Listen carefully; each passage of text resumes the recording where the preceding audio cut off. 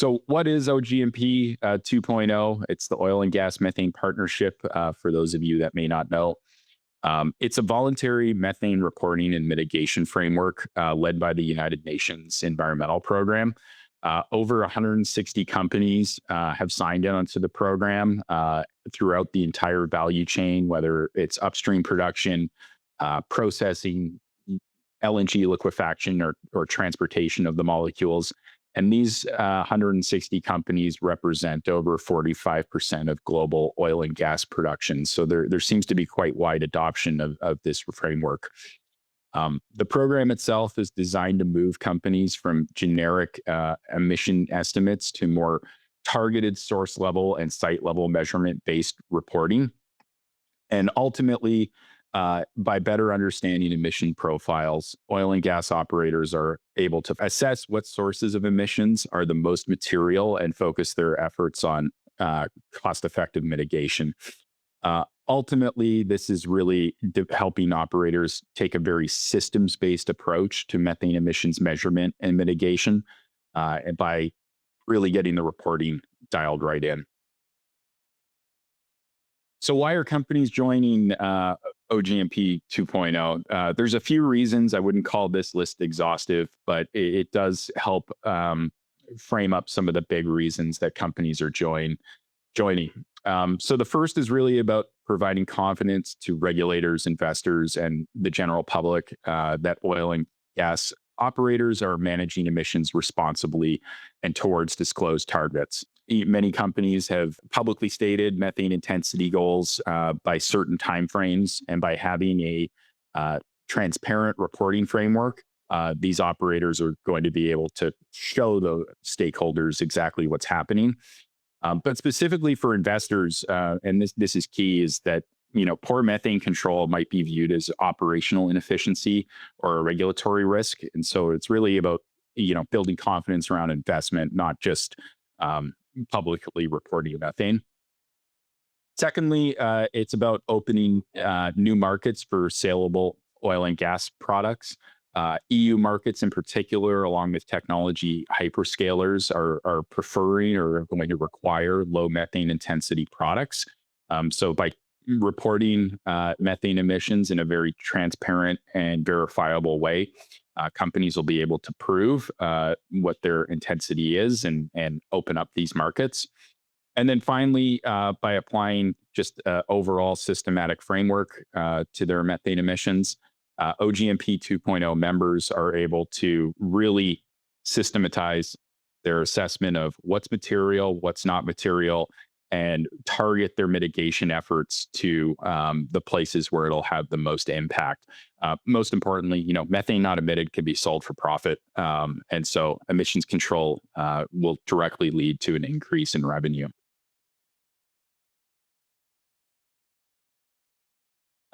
So this is just a slide. This is kind of information that's available from OGMP directly, but I think it's important to just run through how the reporting progression works.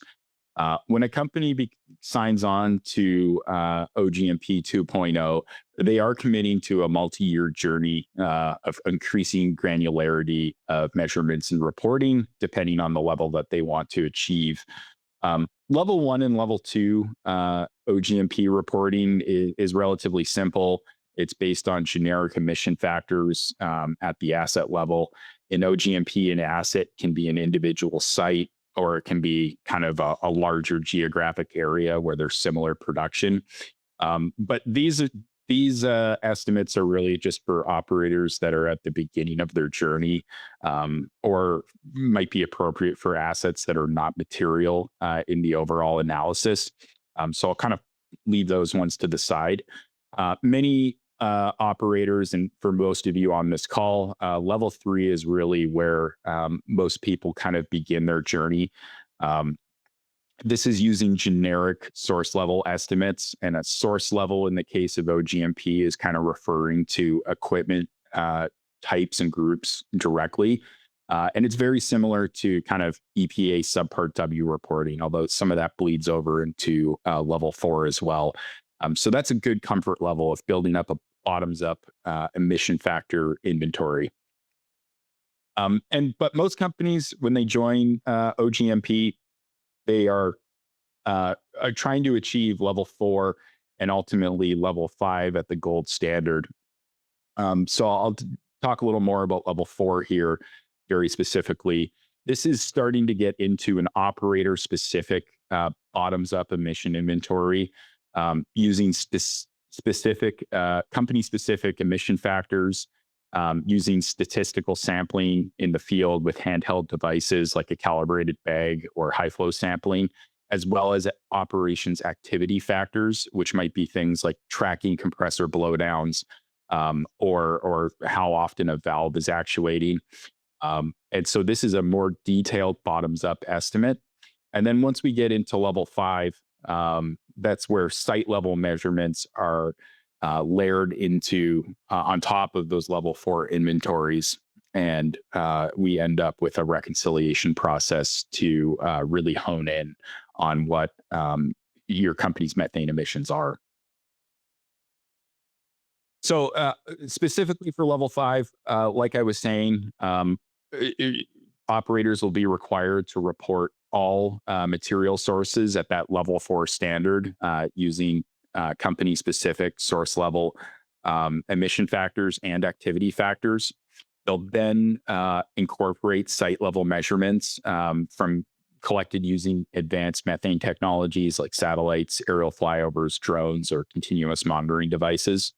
And then they'll complete a process called reconciliation, where the two independent measurement modalities are compared. And the idea being is trying to understand the differences between those two and put into place a plan to kind of tighten them up over time.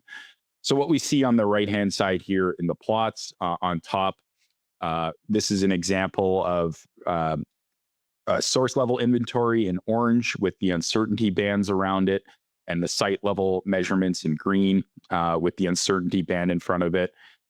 By comparing these two numbers and understanding where the deltas are, you can come up with an understanding of where they are and put into place a measurement program to bring them closer together through time. And what I really want to emphasize here is just that continuous monitoring can contribute site level measurements to support that level 5 reporting.